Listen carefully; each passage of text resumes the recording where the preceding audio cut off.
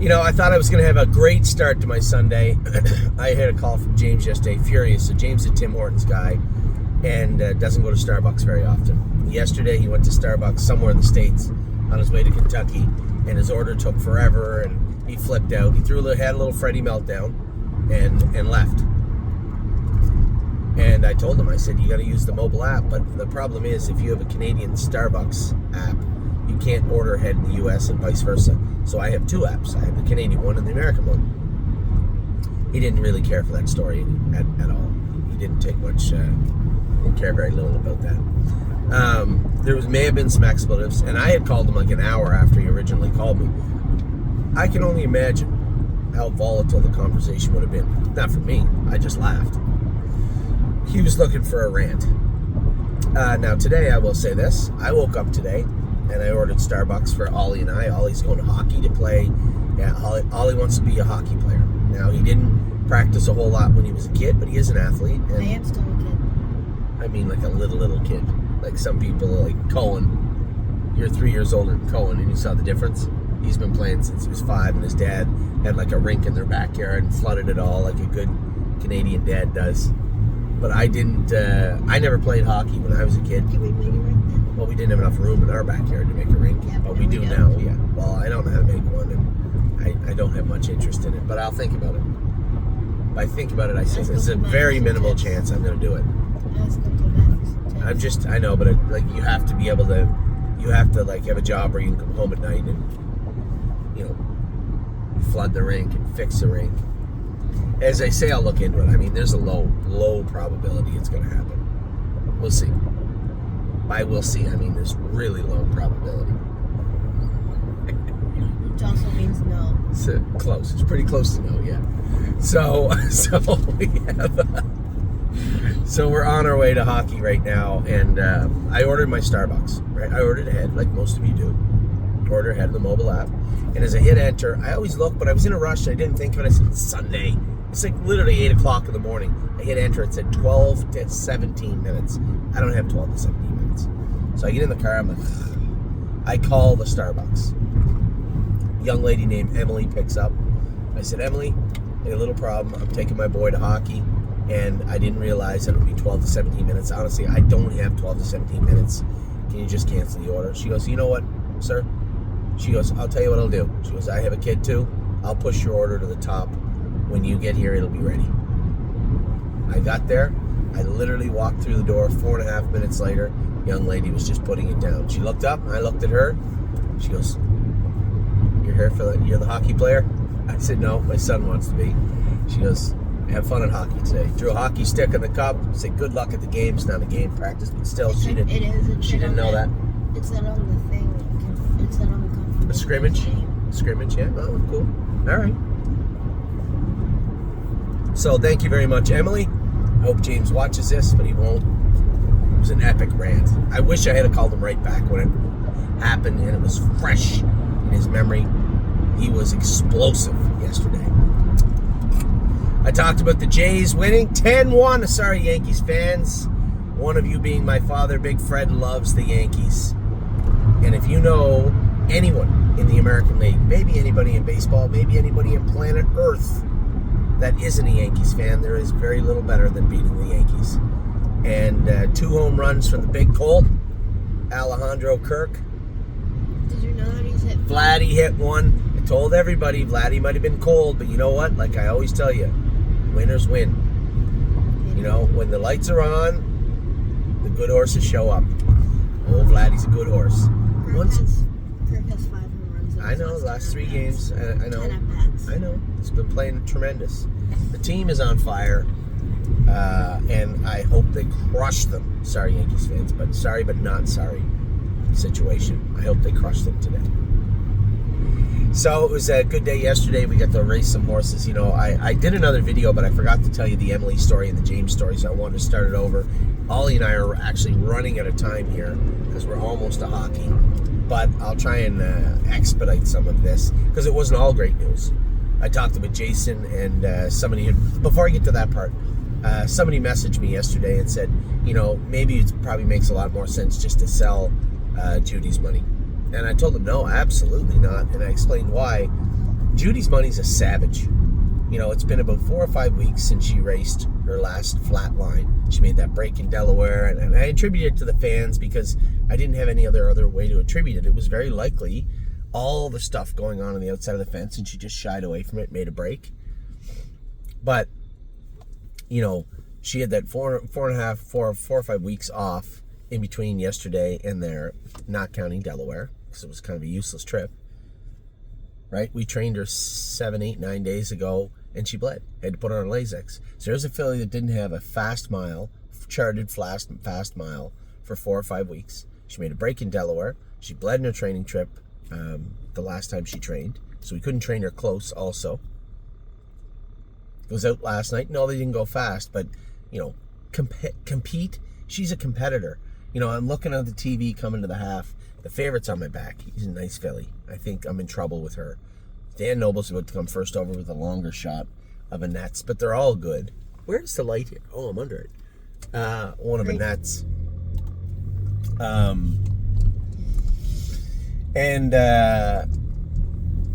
I think if I was to walk it back, if I was to run it back and try it again, I would have let her rattle getting into the last turn. I wanted to save her a bit because she's always a little bumpy in the corners.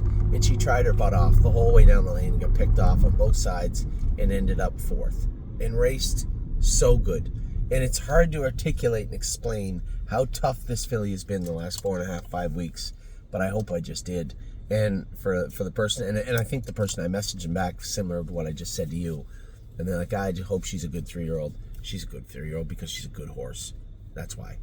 And as far as that hitting her shin and irritating it, Michelle's done a great job icing it twice a day and working on it.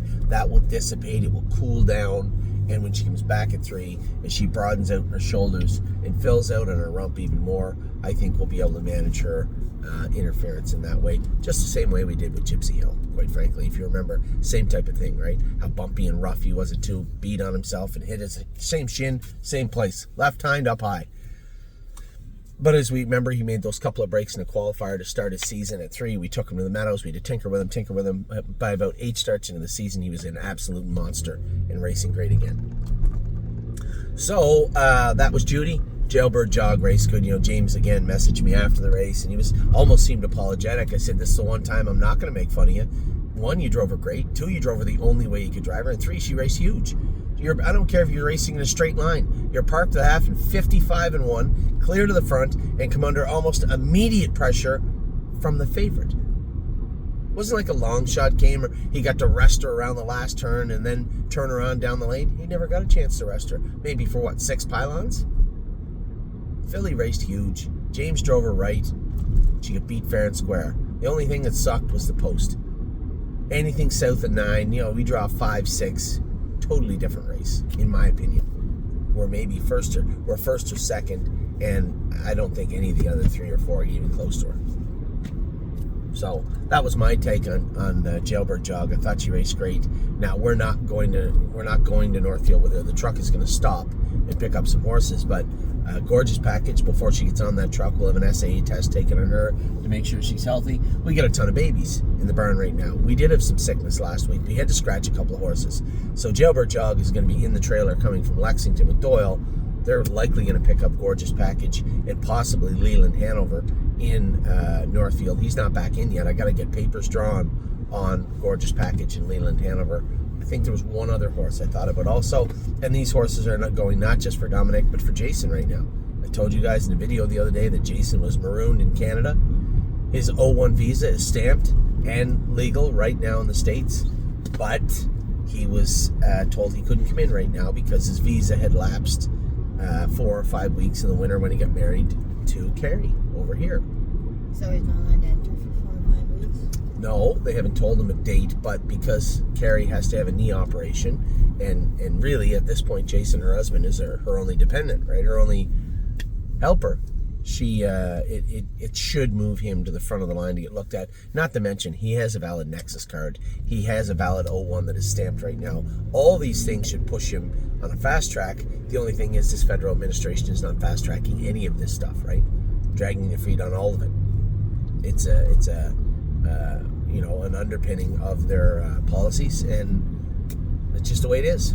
last administration, he would have been in. It would have been a problem. But there is now. So he's working on it. And in the meantime, we are going to have to promote one of our second trainers, whether it be Lauren or whether it be Jason. I don't know, but we're going to find out. What are you doing? Counting all the speed cameras. Or the red light cameras. Is there no right on red? I better look close here. There is a camera there. It doesn't say no right on 1, red. 2, 3, 4, 5, 6, Yeah. 7. Okay, I get it. So you'll see in the near future, Jason will obviously have his job back as soon as he gets into the States. I drug my feet on this because I didn't want to have a knee-jerk reaction, just promote somebody and then Jason come back a week later and change it. It's just not a good look. But now that it is a problem, it has been aired. I believe what we have to do is immediately work on this. So that will come in effect maybe next weekend. A bigger problem came up. So this is going to take about 5 minutes. Can you carry your bag in while I finish this video? And I'll be in to help you with your skates? Mm-hmm. Okay. So how do I explain this? I did a much better job in the other video. So we have about 11 fillies and mares that were on a product in the barn called Regimate, or as a lot of people call it over here, Regimate. I just can't do that. I don't know why I call it Regimate. Everybody does in Canada, and over here it's Regimate. This is an oral supplement given by the veterinarians to keep fillies from cycling. You know, in the spring and the summer, you get a filly in heat on race day. It's not going to race good. They never do. And there's no need for them to be in heat because they're not being bred, so they've always had this product. It's been out for at least 2 decades. And it's called Regimate, however you want to call it. And we have, up until 4 days ago, had every horse on it. Now, I heard rumblings that there was some positive tests that people believed were attributed to Regimate. I talked to Dr. Latessa about it Jug Week. He said everybody's on it, and every so often one will hit, then another one, then another one. And we've had lots of mares that have tested negative on this. For the active ingredient is, forgive me if I'm getting this wrong, is Trendone. Now the way it was explained to me yesterday, and obviously I'm getting to the point, the way it was explained to me yesterday is there is zero threshold for Trendone in Ohio. This is a problem I've noticed in Ohio with a couple of medications, where in Kentucky, Ontario, New York, New Jersey, virtually every other place on planet Earth that races must have a threshold level. So they expect that there's a possibility they will find these markers in urine and blood work after post-race tests, and that's why they discount it, because they assume that it's in there, and it will be in there. Now, you're not allowed to give Regimate to geldings. Obviously, there'd be no medical beneficial use for that. And we had got in trouble because one of our grooms had given it to a gelding by accident. It tested. I don't believe there was any, other than we had to give the purse money back, I don't think there was any suspension or fine or anything of that nature. While Diosa Della Donza, the day she won in 55-2, come back positive for Trendone. I was baffled and angry. So was Jason. He was frustrated. And I said to him, I said, I don't think anybody should be embarrassed. We got a positive test for a medication we were supposed to give that was prescribed for a filly that we did give, clearly. Why would anybody be upset about that? So as these start popping up, as I said, this is not the only filly that has won for us. All those fillies that have won, I would say if you do your homework and look at every filly that has won in 2024 and 2025, 80% of them would have been on Regimate or Regimate. That's just almost the norm. The fillies cycle all the time, right? So I don't really know what to do. I am writing an email currently to the OSRC. My take on it is simple. It cost us a lot of money to fight that class 1 that Jason had 2 years ago. That was contamination. Everybody on planet Earth knew it was, but for some reason it ended up being this legal fight. We won, but it cost a fortune to do it. Now you have this medication violation that he's not going to get any suspension for, and I don't even know if he's going to get a fine for it. We're going to get pinched because we have to. Must be somebody else playing here. Ollie? Cleveland Barons. I was The going to hockey say, team. surely you're not playing a team that shows up in a travel bus. All right, so are you sure you're okay? And I'll be in to tie your Dad, skates. When you come in, can you grab me a water, please? Where am I going to get your water? Here, honey. Here. I bought a water last night. You're the one that's supposed to remember the water, right? I know. Is that right? Am I supposed to remember the water? Anyway.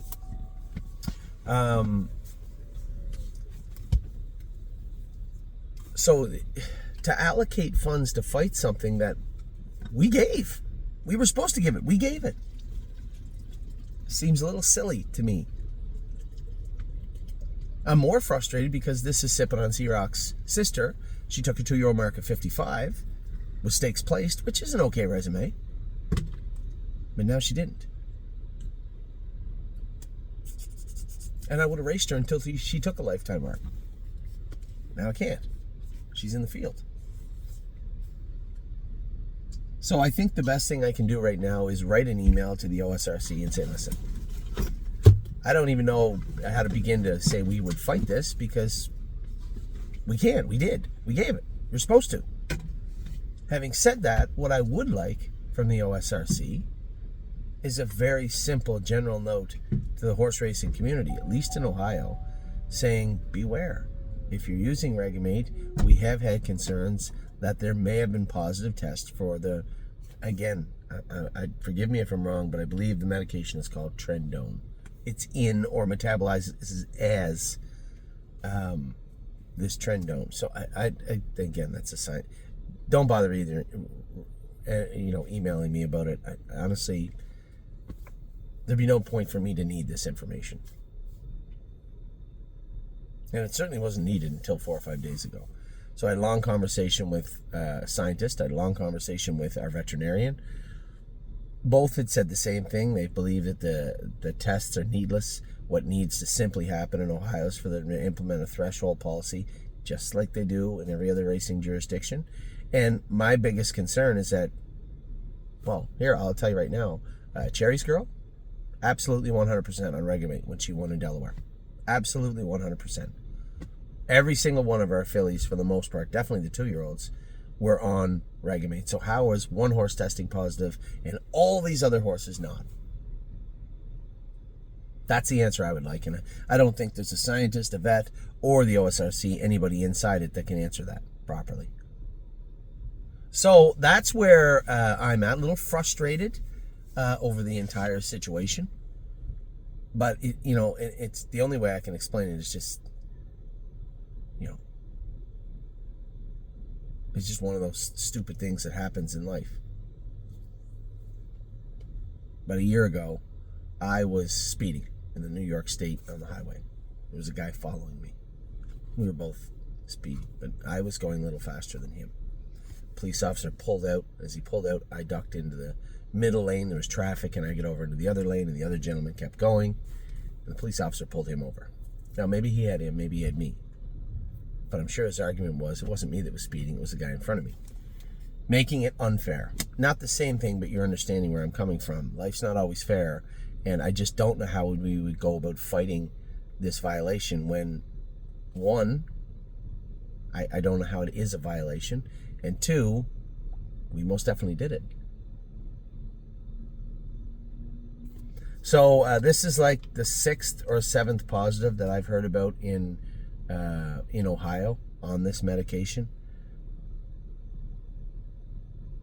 The frustrating, the part of me that gets angry about it just feels we should keep everybody on Regimate and just continue. Just let them rack up 500 positive tests until they do something about it and say, all right, we were wrong. Obviously, this is ridiculous, and I can't really explain why one horse tests positive and another horse doesn't when they were given the same medication out of the same bottle. I have no idea. But the realistic person in me is saying, fine, I'll make you a deal. We'll plead guilty to it because we are. Technically, we did give it. But I would like at least some guidance from the OSRC in regards to potential Regimate positives in the state of Ohio. That's it. So that's where I'm going to leave this. Obviously, the last part is not the part I liked. Nothing ever goes great literally I'm celebrating the Jays win just as I get a call from Jason and the judges explaining what took place, which is frustrating to me. But another bump in the road or a blip in the radar that we can push past. I think the biggest portion of this is the last thing I talked about. There needs to be guidance. There needs to be dialogue. And I think that is exactly what's going to have to happen moving forward. So with that, I am going to let you guys go. Listen, the good news is, I guess, Jason will get back to the States. There won't be a fine nor a suspension for it. I don't believe if there is, it'll be very minor. It is frustrating that we're even talking about this because I've never heard of such a thing in 2 decades of racing horses and racing fillies and having lots of them on Regamate, but it happened. It's done. It's not done, but it's going to be done. We have horses racing today. Woodmere Betcha in Summerside, Uncle Danny and Winter Soldier. Uncle Danny drew badly, but has been good in this division all year. So if I can find a way, he doesn't get around the corners the greatest here, but if I can find a way to bust him out of there and get him away close, he should have a good shot. This is a horse where the 8-hole is going to be a killer. So we'll see what we can do with him. And then Winter Soldier has a great shot also. Looking at what we're sending home to Jason and to Dominic, we have a number of 2-year-olds. I am going to send Gorgeous Package to Ontario. I just feel that although she's a small filly, I think she'll race great at Mohawk. And also, Jailbird Jog is going to be heading there. This will be a collaborative effort between, I guess Jason, because he had her over here and he knew her. Jason, even Dominic is going to play a role, I'm sure.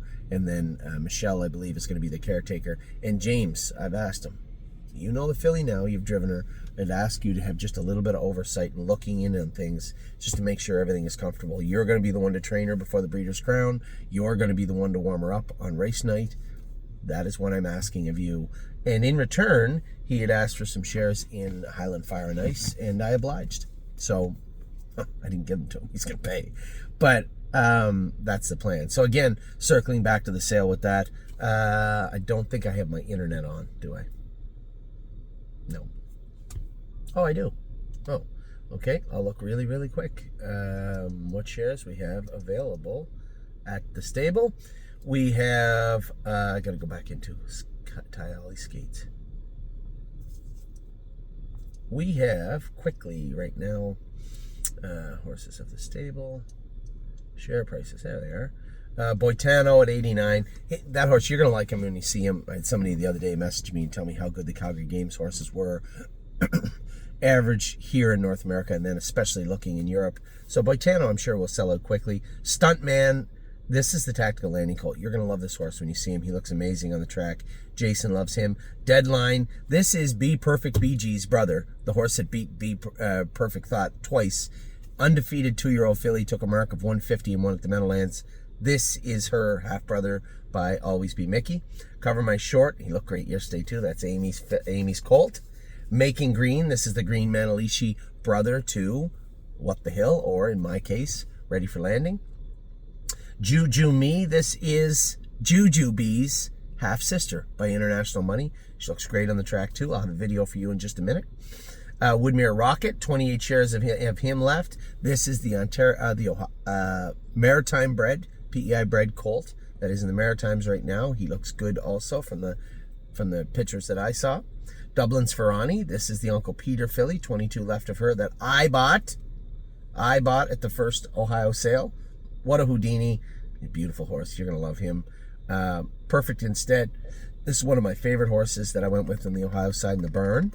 Rose Run Chief looks great also. These are all 14, 15, 16 shares. What a Mystery, another filly I love. Sweet and Steady, 4 shares. And Prada or Nada is down to 1. Down to 1. I think I got an email from somebody saying they wanted to trade some shares in her. I'm not sure. Anyway, you guys are chewing away at them. Listen, I'm going to be honest with you. The Buckeye sale, how can I be in a big hurry to go to the Buckeye sale? Dublin's Ferrani, What a Houdini, Popular Expert, Perfect Thought, Rose Run Chief, What a Mystery. There's 6 Ohio breds with shares left in them on the site right now. Supply and demand. Anyway, I will talk to you all very soon. I hope you guys are having a great weekend. Have a great Sunday. Football, baseball, go Jays. You all want the Jays to win, except for you New York fans. Go Jays. Take care, everybody.